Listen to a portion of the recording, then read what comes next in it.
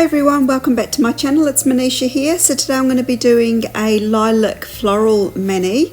This is the beautiful plate I'll be using. It's from Moyou London and it's part of the Flower Power collection. Lots and lots of beautiful images, very intricate, very detailed, and that's what drew me to this plate. I kept saying to myself I'm not buying any more plates, and then they go and release new beautiful, stunning plates that, I really don't need any more, but I just couldn't help myself. But anyway, that's the plate I'll be using. So I've got this lilac colour from Sinful colours. I've also got a lilac colour from Moyra.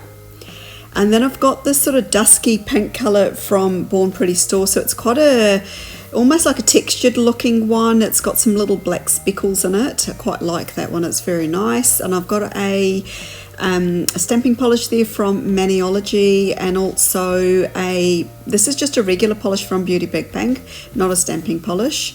I'm going to be using a fan brush here to create a gradient. I've also got a dotting tool. That's it there.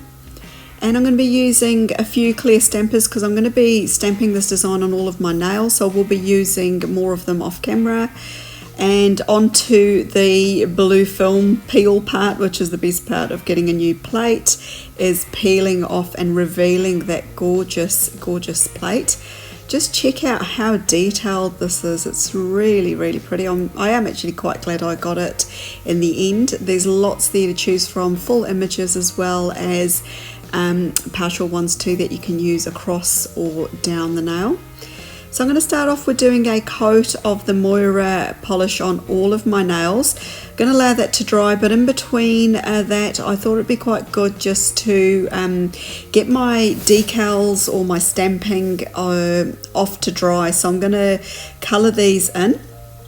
I'm going to use the dotting tool to add the white polish onto the center of all the flowers.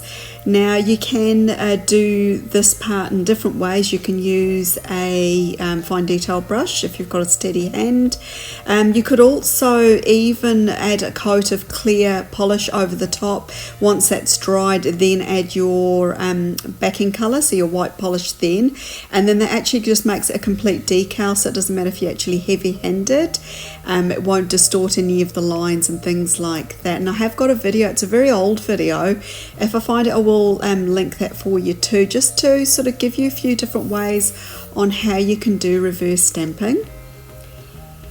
So I'm going to make a gradient with these three colours. Now those two top ones are very similar in colour, and I wished I'd actually pulled out a different polish for the centre colour other than that Moyra one, because in the end the difference was so insignificant you could hardly see the transition. It almost looks like I've done a gradient just with the two colours. And that Born Pretty one is actually quite, it's not very opaque, so I did find I had to sort of keep adding more polish to my mat just to get a thicker coat of it on. So once I've done a coat on all of the nails, I'm going to go ahead and do a second coat. I'm going to give it a few minutes to dry in between, and then that just kind of finishes off the gradient. Now you can do it with a sponge if you want to. I find using a fan brush is actually quite good if you want to give a bit more of a textured looking gradient, sort of more of an informal one where there's not a really smooth transition between the colours. It's quite a nice effect, and I do recommend giving it a go. Once I've done some cleanup, I've added a coat of Seche Vite, and that's just going to dry through all of that polish.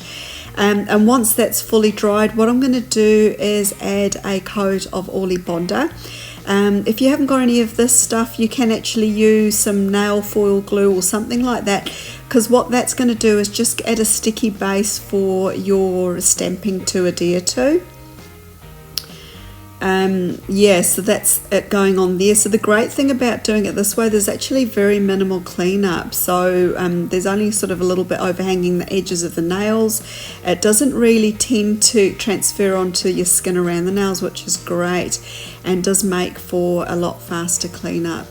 So I'm going to do a little bit of cleanup off camera. Once I've done that, I'm going to add a coat of Seche Vite. This will sort of smooth everything out. It'll help the stamping to really fuse onto that base polish as well. And you can totally leave it at the glossy stage. This is what it looks like here, but for this one I thought it'd be quite nice to add a matte top coat, so I'm going to use Sally Hansen Big Matte Top Coat. I'm going to add that on all of the nails, and I'm going to show you some pictures at the end of what it looks like with a matte finish. So let me know down below if you prefer the glossy or the matte one for this design. I just think the matte really added something quite unique to it and just really brought out the detailing on all of those flowers, because they're absolutely gorgeous. Now you could totally do a holographic base for this and the flowers would pop even more on it, or a chrome or something like that. Just let me know what your thoughts are down below.